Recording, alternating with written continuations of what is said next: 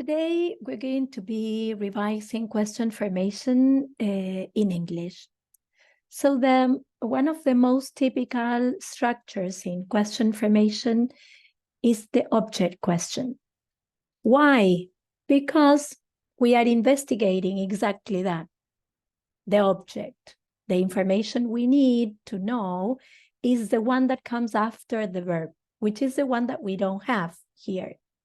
So we ask, for example, what have you done? And the thing that you have done is the one that we don't know. In where did she go? We don't know where she went. What comes after go? The place. In the last two questions, the information we don't have can be answered just by a yes or a no.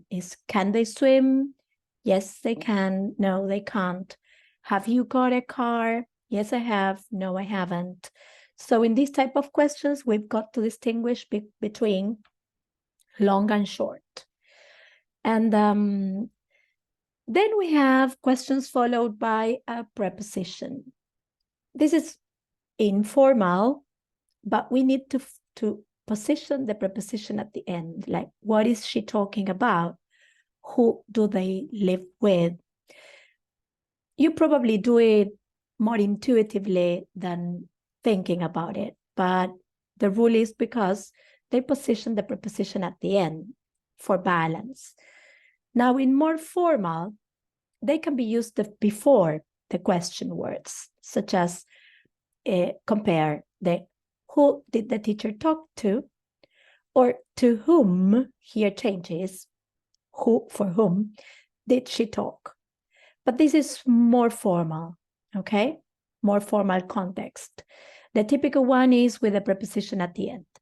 Now, you also have the possibility of asking negative questions that can be used to show because you need confirmation of something or to show surprise. So you could say, don't you have homework to finish? And you even use like emphatic intonation.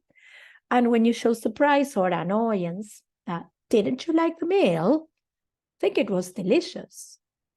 Okay, so tone is also important here. Careful when we use a negative question without the contracted form, the not has to be positioned in like after the subject. So the didn't you like the meal would be did you not like the meal? Okay, be careful here. It's important to remember. Now, subject questions are questions that investigate exactly that, the subject. We don't have the subject, the doer of the action in the question. So we investigate it. We say, for example, who invited you to the party last night? Which company hired you?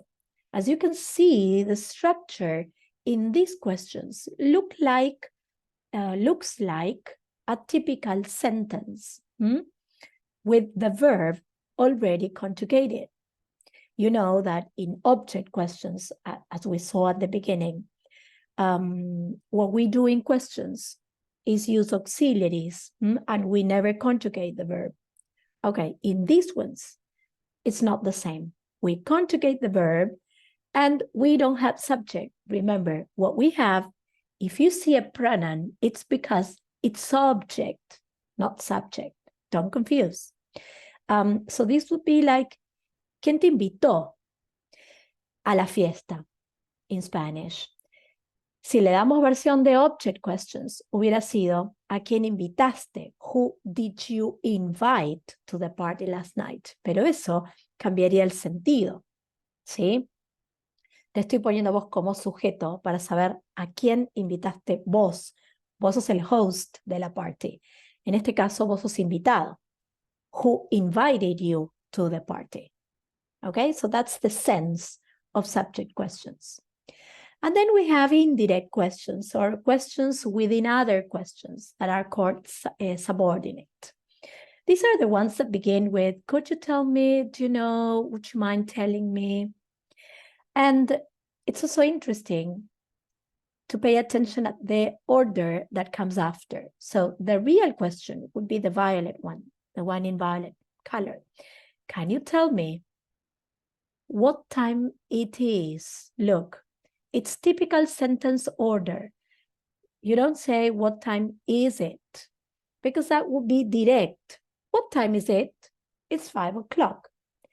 Can you tell me what time it is? Sure, it's 5 o'clock. So 2 different ways, but you need to respect the rules. And then there are some expressions that you can use in the same way, like, I don't know, I wonder, I'm not sure, I'd like to know, and look. Then the structure is a sentence. Normal, subordinate, but normal. And then the yes-no questions, but these are used with if or whether. Do you know if or whether he'll be here soon? Same rule applies here. So then it's a sentence. Okay, so this is like a quick revision of what general question formation is in English. I hope you liked the video and understood the topic. Bye.